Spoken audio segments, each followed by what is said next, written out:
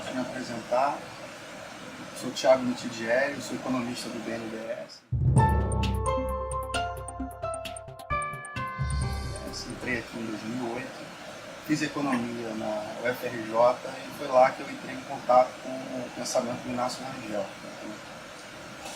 O Inácio Rangel, ele é um economista fundamental para a gente entender a economia brasileira do século XX, mas ele tem uma peculiaridade, que ele não é um economista, ele é um economista muito heterodoxo, né?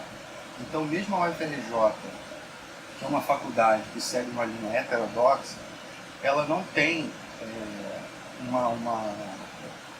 ela não trabalha a obra do Rangel, mesmo dentro dos cursos de economia brasileira, como talvez fosse mais justo, né?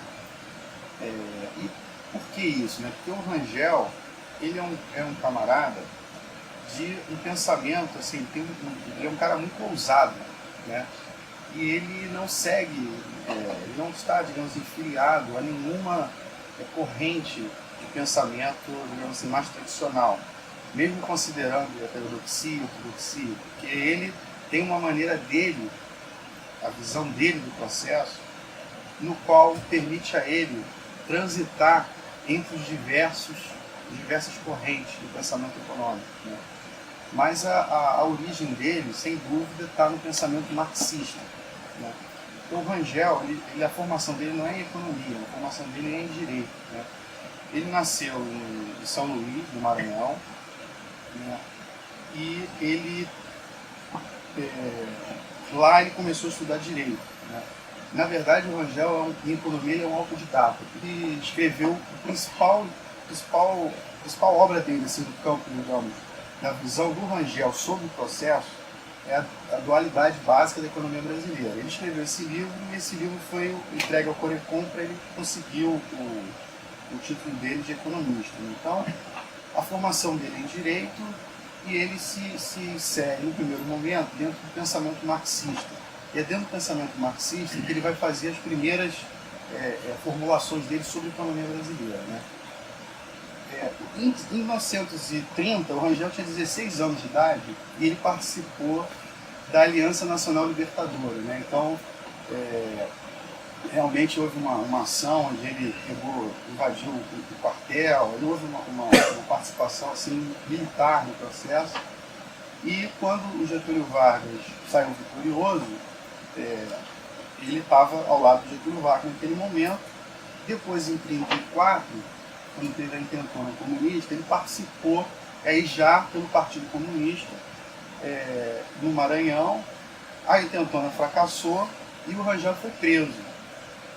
E é interessante essa passagem do Frei Caneca, porque naquela época o Frei Caneca era um presídio de presos políticos, né? Então, por exemplo, Graciliano Ramos, uma série de intelectuais que estavam presos porque discordavam do regime de Vargas. Esses presos, eles criavam dentro do presídio cursos de filosofia, de matemática, de economia, de línguas. Então, esses 2 anos o Rangel ficou ali na prisão, convivendo com grandes intelectuais e estudando, né? E aí ele realmente começou então a enveredar pelo campo da economia com mais foco, né? Quando o Rangel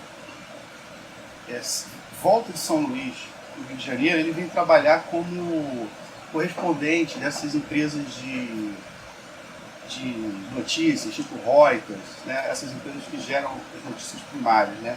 E aí começou a escrever também sobre economia, e ele passava esses textos dele para o, se eu não me engano, Gilberto Paim, e de alguma forma esses textos chegaram no Rômulo Almeida. E o Rômulo Almeida, na época, ele era o economista-chefe da Confederação Nacional da Indústria, né, a CNI, e ele era ligado ao Roberto Simons, né? O Roberto Simons é um grande economista desenvolvimentista, né, brasileiro. E o Rômulo Almeida, quando leu os textos do Rangel, convidou o Rangel para trabalhar com ele primeiro na CNI.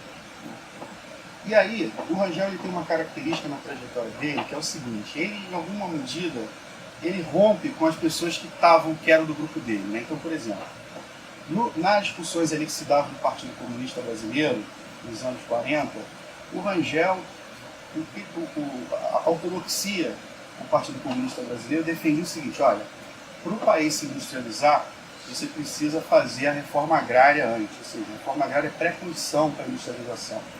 E o Rangel dizia o seguinte: olha, nas condições brasileiras, isso não vale.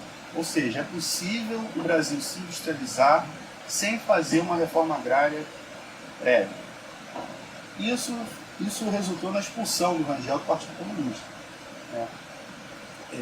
E ele tem os trabalhos dele sobre a questão agrária, são trabalhos importantes e, de fato, a história mostrou que, por mais que esse desenvolvimento, que prescindiu de uma reforma agrária, como o Partido Comunista idealizava, não foi realizado e gerou assim, desequilíbrios para o desenvolvimento brasileiro, mas realmente, ou seja, o que o Rangel queria dizer é o seguinte: não havia condições políticas para se fazer reforma agrária no Brasil.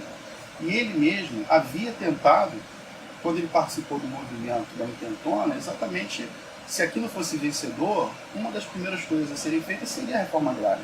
Então, ele teve a experiência ali de ter fracassado, porque o poder dos latifundiários era muito grande, etc. A ideia dele, na verdade, era você comer pela beirada. Bom, já que a gente não dá para enfrentar o bicho diretamente, vamos fazendo aquilo que é possível, porque o próprio processo de industrialização geraria contradições que levariam, em algum momento, que essas questões fossem resolvidas, né? Bom, essa foi a primeira dissidência do Rangel, né? Depois, o Rangel é convidado, quando o Rômulo Almeida então assume a segunda assessoria do governo Vargas, em 1952, 1950, ele leva então o Rangel para participar da assessoria. O Rangel ali já era um advogado, né, formado, né? E o Rangel então participou da formulação ali, de todo o processo de estruturação do sistema elétrico brasileiro, né, que depois resultou na criação da Eletrobras já no período posterior, né? Porque o projeto foi segmentado. Primeiro você garantiu os recursos, né? Você criou o Fundo Nacional de Eletrificação. Depois você criou o Programa Nacional de Eletrificação e a Eletrobras, que seria exatamente a empresa responsável por organizar e coordenar os investimentos para a expansão da capacidade do setor elétrico brasileiro. Ela só foi criada no governo do João Goulart, né? Quase 10 anos depois dessas primeiras leis terem sido aprovadas. Ele participou também da estruturação da Petrobras, né? Então esse período foi um período muito rico para o Rangel, né? Ele estava realmente no centro da formulação da política de desenvolvimento do Brasil, que é o projeto Vargas, né? Inclusive o BNDES ele é fruto dessa época, né? E aí quando o BNDES foi criado, o BNDES recebeu uma parte da assessoria econômica do Vargas, né? O Rangel veio para cá, o Jesus Soares Pereira, o Cleandro Paiva Leite, e ali, naquele momento, o banco estava em formação ainda, né? Recebendo quadros, e teve até um episódio interessante, porque o Inácio Rangel ele fez um concurso do banco, passou e não foi aprovado, porque o DOPS vetou ele lá como ele era subversivo, comunista, não sei o quê. O problema que ele tinha, quer dizer, a participação dele lá atrás na Intentona, né?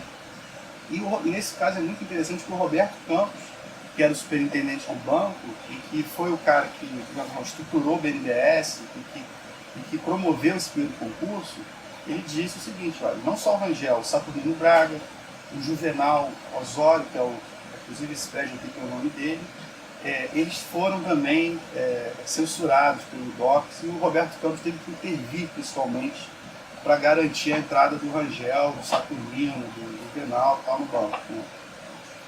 Aí quando o Rangel vem para o BNDES, logo depois ele vai para a CEPAL, fazer um curso na CEPAL, né? E é interessante que ele foi para lá para fazer um curso sobre planejamento, né? Ele chegou lá e disse o seguinte: olha, o que eu preciso é fazer um curso sobre projetamento, ou seja, é a questão que estava se estruturando no BNDES, inclusive com uma inovação institucional, porque o que acontecia? Assim, não havia no Brasil profissionais nem instituições qualificados para fazer análise de projeto, né? se havia profissionais que trabalhavam no setor bancário que faziam análise de crédito, né? Estavam acostumados a lidar com garantias, etc. Mas análise de projetos não. Parece que o pessoal lá se organizou e eles estruturaram um curso de análise de projetos que não estava previsto em função dessa demanda do Rangel, né? E tem uma passagem curiosa que é o seguinte, né? Durante o curso, o Rangel recebeu a notícia do suicídio do Vargas, né? E quando ele chegou na sala de aula, tinha um professor americano e ele entrou assim, o pessoal estava num clima assim, um pouco de gozação, de não sei o quê, todo mundo rindo, e ele chegou e perguntou, mas vocês estão rindo de quê? Aí o professor disse, mas você não sabe o que aconteceu? Não, ele falou, olha, o seu presidente acabou de se suicidar, né? Aí ele disse, nossa, que coisa terrível e tal. Aí ele falou o seguinte, que a partir daquele momento ele tinha virado getulista, porque realmente, naquele momento ele acreditou que nos propósitos do Getúlio Vargas. Então, o cara que chega ao ponto de se suicidar, né, tirar sua própria vida por um ideal, é porque eu acho que valeria acreditar nele, digamos, né? E aí quando o Rangel volta para o banco, aí ele já imbuído daquela coisa, aquele pensamento totalmente cepalino, estruturalista, né? A industrialização era o caminho a ser seguido, todos os problemas de inflação, etc., eles seriam corrigidos na medida que o processo de industrialização ia avançando e, digamos assim, os pontos de estrangulamento, as restrições de oferta iam sendo resolvidas e isso ia, de certa forma, contribuindo para resolver o problema da inflação, né? E aí vem o seguinte, quando o ciclo do plano de metas acaba, no início da década de 60, começa-se então uma situação um pouco parecida com o que a gente está vivendo aqui, né? A economia começa a ir mal, né? A política começa a ficando instável por causa disso, né? E naquele momento o Rangel escreveu uma obra-prima da economia brasileira, que é a Inflação Brasileira, né? Nesse livro ele usou toda a estrutura do pensamento dele, baseado na ideia da dualidade básica, e ele propôs ali um programa alternativo que desse uma opção, porque você tinha o seguinte, ou você vai fazer o ajuste fiscal e o arroxo monetário, que é o que a gente está vivenciando hoje, e que só aprofunda a recessão, ou a gente precisa organizar um programa de investimentos que fosse capaz de tirar o Brasil da recessão ou que fosse gerador de um novo ciclo. E aí nesse momento ele se divide com os estruturalistas. Porque aí os estruturalistas, ele diz, né, os estruturalistas monetaristas vão fazer um acordo, né, onde a questão monetária ela entra como uma questão central. Então, na verdade, ao colocar a questão monetária como uma questão central, você estava, na verdade, inviabilizando, né, a continuidade do processo de desenvolvimento. E aí surgiram aquelas coisas das teses estagnacionistas, etc. Tal. O próprio Celso Furtado acabou embarcando nessa. E a Maria da Conceição Tavares, num evento que teve aqui no Banco Homenagem ao Rangel, ela contou uma coisa que eu fiquei sabendo aqui nesse dia, né? Quando o Rangel falava desse pacto de estruturalistas com monetaristas, na verdade, você pode nominar esse pacto porque o Celso Furtado organizou o plano trienal, né, com base no diagnóstico estrutural, quais os investimentos que você fez e tal, e encomendou toda a parte monetária do plano trienal ao pessoal da FGV, que era o pessoal da SUMO, que é o pessoal do Banco Central, que é aquele pessoal que tem aquela visão ortodoxa. Então, na verdade, quando ele fez isso, ele é o cavalo de Troia, né? Ou seja, você transformou a possibilidade da continuidade de desenvolvimento, se criava obstáculos ali para aquilo continuar, porque a questão passava a ser o controle da inflação, o ajuste fiscal e essa política mais restritiva e tal, né? E aí ele escreve esse livro, onde ele rompe com essa ideia estagnacionista, de que a solução era o ajuste fiscal, o controle inflacionário, e vai defender, na verdade, que você precisava ali criar esse novo conjunto de investimentos que ali em 63 ele dizia que era um setor de infraestrutura. Olha só, nós estamos hoje no Brasil discutindo que esse setor de infraestrutura é, digamos, a bola da vez para puxar os investimentos. Ele já estava falando isso em 63. Em 78, quando ele escreve o Pós-Fácil, esse livro é a quinta edição, na terceira edição da inflação brasileira, ele escreve um Pós-Fácil, que já tinham passado 15 anos, né, da primeira edição, e ele faz uma análise do período desses 15 anos, né? E é muito interessante porque ele vai, digamos, corroborando a análise que ele tinha feito em 63, e chamando a atenção para novamente que naquele momento então seria de fato o setor de infraestrutura puxar os investimentos, e que nesse período de 63 até o segundo PND, quer dizer, na verdade, pegando o segundo PND, ele vai dizer o seguinte: olha, no período do milagre econômico, você havia ainda assim, reservas de capacidade ociosa, que ao você gerar incentivos para a demanda, aquilo ali seria absorvido. Né? Como foi no caso o crescimento foi puxado pelo consumo de bens duráveis e pelo consumo de imóveis, né? Construção civil e tal, puxou aqui. Né? E aí depois vem o segundo PND, que aí é exatamente você retomar aquela mesma lógica do plano de metas, né? Só que num sentido muito mais ambicioso. Você estava construindo ali, na verdade, um sistema industrial. Né? O sistema industrial é uma coisa integrada, uma coisa concatenada, ou seja, para você produzir, o aço é o arroz da indústria, né? Ou seja, você precisava ter uma indústria de uma siderúrgica que pudesse produzir aço para a indústria seguinte, que iria consumir esse aço a um preço compatível com a viabilidade dela. Então era uma coisa coordenada e o sistema industrial tem essa característica. Então ali no segundo PND era você exatamente estruturar, completar o sistema industrial brasileiro em território nacional.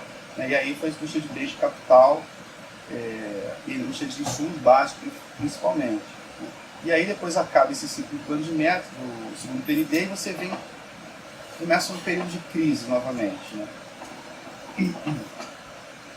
E aí é que o Rangel, então, que sempre foi um camarada que lutou nas fileiras nacionalistas, naquele momento ele então vai dizer que a solução é a privatização. Né? Só que aí eu acho que é muito delicado, porque ele acabou sendo usado, né, para se fazer um tipo de privatização que não era a privatização que ele estava defendendo. Porque naquele momento você tinha uma crise fiscal do Estado, talvez num grau de gravidade maior do que você está vivenciando hoje. Né? Então a maneira como o Estado financiava a infraestrutura, ela era um modelo em que as concessões, era um modelo de concessões, mas de concessões a concessionárias públicas. Né? E ele falou, olha, não há mais possibilidade do Estado garantir esse financiamento por meio de avais do Tesouro Nacional. Esses avais já não valem nada, porque você compromete recursos orçamentários futuros com um aval para um determinado financiamento. Na medida que você tem vários financiamentos, esses avais vão tomando toda essa expectativa de orçamento futuro, se aqueles avais eles perdem valor, ou seja, isso aqui não está lastreado em nada. Né? Então, ele dizia, olha, nós geramos aqui no ciclo anterior um período de forte capitalização de várias empresas, essas empresas hoje estão com capacidade ociosa, a gente precisa gerar demanda para essas empresas para que elas, com um ciclo de crescimento, essas empresas elas vão amadurecendo, elas vão trabalhando, elas vão adquirindo competências, para no momento seguinte elas serem empresas robustas, empresas fortes, inclusive com capacidade de competir internacionalmente. Né? Então, e assim, talvez ali, o Rangel era um cara que estava sempre olhando a próxima crise. Por quê? Porque é um cara que entendia que a economia funciona a partir de processos cíclicos. Então, se o processo é cíclico, a pergunta que você faz é a seguinte: a próxima crise, ela está perto quando a última já ficou muito longe, entendeu? Então já passou muito tempo da última. Então a visão dele era essa, assim, ele sabia que o momento da crise ia chegar e ele então já estava pensando, na verdade, por isso que as pessoas não entendiam muito bem o que ele estava falando, porque ele não estava falando do momento presente, ele já estava falando de preocupações em relação à crise do próximo ciclo. Né? Então ele estava sempre olhando 10 anos à frente. Né? Porque o processo de substituição, ele dizia, né? O processo de industrialização brasileira por substituição de importações, ele se deu a partir de ciclos decenais. Né? Então você tinha um período de 5 anos, onde você realizava os investimentos, e esses investimentos, uma vez realizados, quando eles eram completados, digamos, aquilo ali gerava uma queda de atividade que é natural, como ele dizia. A questão é a gente, na verdade, quando isso acontecer, já pensar no próximo conjunto de investimentos que vão impulsionar a economia no novo ciclo. Então, primeiro você fez a substituição de importações da indústria de bens leves, né, de consumo de bens duráveis leves. Depois você foi, na verdade, você começou do leve para o pesado, né? Tanto que o segundo PND você estava ali implantando a indústria de bens de capital e a indústria de subvaso, a indústria pesada, né? Então, ele dizia o seguinte: olha, a cada ciclo você precisa criar o que ele chamava de reformas institucionais que iriam viabilizar um conjunto de investimentos do novo ciclo. Num primeiro momento, foi a Instrução 70 da SUMOP. Você fez aquelas taxas múltiplas de câmbio, aquilo ali permitiu você financiar a substituição de importações no setor da indústria de consumos duráveis. Como? Tornando os bens que você importava para construir as indústrias de bens de consumo durável, que eram bens de capital, mais baratos. Então, se por um lado você viabilizava você barateava a importação desses equipamentos, por outro lado você também dificultava a implantação desse próprio setor no Brasil. Você estava favorecendo as importações, né? Isso foi feito dessa forma, né? No momento seguinte, você estruturou o plano de metas, né? Que aí claramente é o Estado coordenando o investimento. Depois você teve a crise da década de 60 e aí veio o período do milagre econômico. E aí, isso é um negócio muito interessante. Okay? Qual foi a reforma institucional ali que permitiu o milagre econômico? Foi o Instituto da Correção Monetária. Entendeu? E a correção monetária é uma ideia do Rangel também. O Rangel dizia o seguinte, que a esquerda brasileira levava a direita nas costas. Né? Porque eles estavam olhando as coisas, estavam analisando os processos, davam as ideias e eventualmente essas ideias eram aproveitadas ou não. Né? Então a privatização no início dos anos 80 foi essa proposta do Rangel de como você reativar a economia. E depois o Rangel teve aqui no banco uma superintendente da área de infraestrutura no final dos anos 80, chamada Maria do Rosário Piso. A Rosário, ela montou um grupo de trabalho exatamente para tentar estruturar a possibilidade do BNDES financiar investimentos em concessões, né? E esse grupo deu origem depois, quer dizer, os trabalhos que foram produzidos nesse grupo deram origem depois à lei de concessões que o Fernando Henrique criou em 1994, né? Mas que não era o que eles estavam pensando. Entendeu? Foi uma coisa que foi aproveitada, mas foi transformada, embalada e lançada como uma coisa que não seguia ali os princípios, né, que o pessoal estava pensando. E outra coisa interessante também é o seguinte, que quando nos anos 80 o banco que tinha crédito e equity em diversas empresas começaram a entrar em problemas, né, de dificuldades financeiras, o banco assumiu essas empresas, o controle dessas empresas, mas o banco na prática ele não podia administrar essas empresas, ele não é o papel do banco administrar uma empresa. Então o que o banco fez? Ele tinha que vender.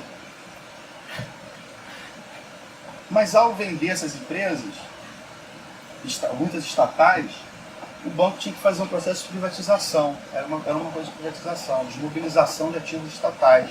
E a partir dessa experiência do banco é que foi criado o Plano Nacional de Desestatização, né, que foi implantado no governo Collor e começou ali, então, de certa forma, você a vender as empresas. Né, que era o seguinte, você pegava uma empresa que tinha um controle estatal e passava isso para o controle privado. Né. O outro tipo de privatização é a privatização que o Rangel estava defendendo, que seriam as concessões para concessionários privados. Mas isso é uma coisa que depois se viu que é muito difícil o Estado ser um Estado regulador, né? Porque você precisa ter uma estrutura de fiscalização, de apontamento, que é difícil de você trabalhar. Né? E, em geral, o que aconteceu foi que as agências reguladoras foram capturadas pelos interesses daqueles que eles deveriam regular. Então, na verdade, quem determinava as regras, no final das contas, de como as coisas aconteciam, eram as próprias concessionárias, e não o órgão regulador. Eu acho que vale destacar também aqui a contribuição do Rangel para o entendimento da inflação brasileira.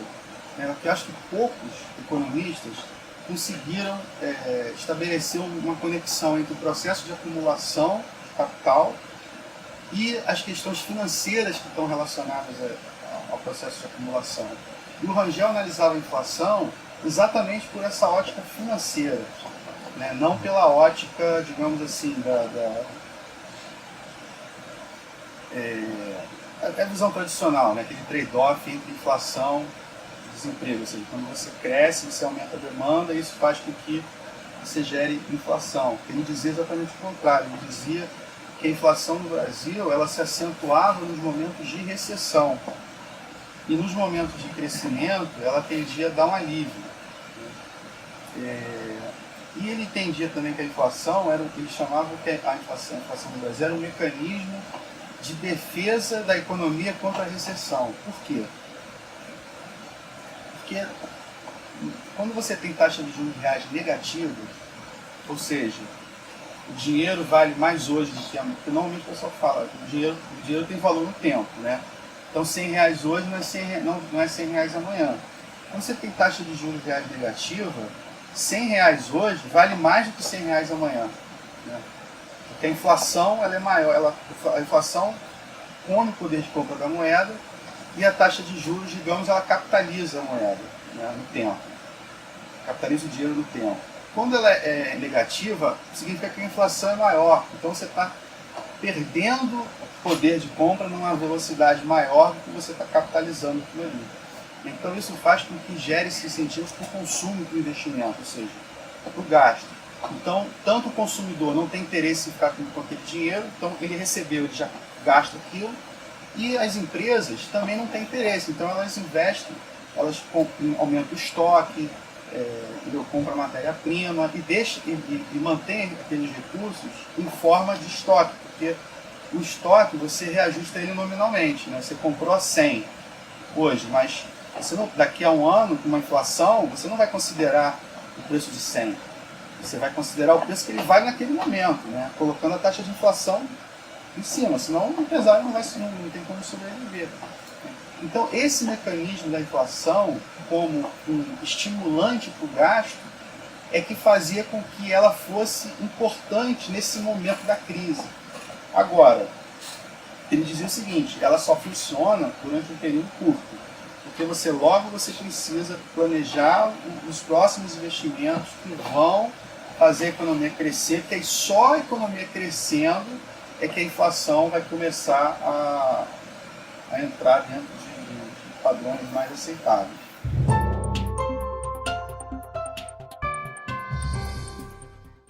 Bom, assim, eu coloquei aqui em linhas gerais, digamos assim, a trajetória do Rangel e a maneira como ele, ao longo do tempo, ele foi criando uma independência, uma autonomia intelectual, de maneira que ele era um cara que realmente estava analisando a realidade, né, o concreto. E mesmo que o que ele achava entrava em contradição, digamos assim, com a doutrina ao qual ele estava vinculado naquele momento, ele ainda assim ele afirmava a independência dele e ele discordava e passava a apontar caminhos que ele entendia ser os caminhos